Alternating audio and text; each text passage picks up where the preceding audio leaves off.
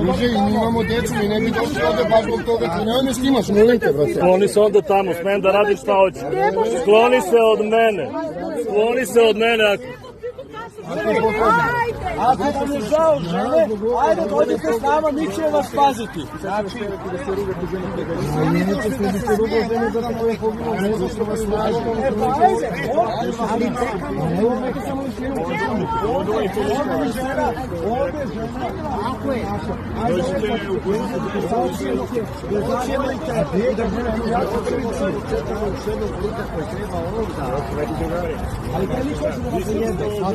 A kako se zove taj lik? kako se zove?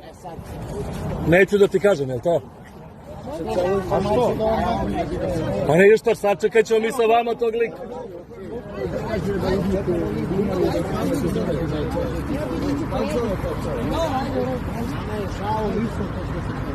Ali ako vam je žao, ajde lepo svi da izdelite, sačekaj, ajde, čekaj, gospođo, jeste majka?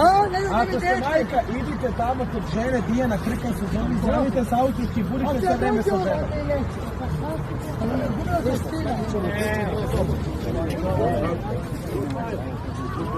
Brate, evo ja sam krenuo prvi.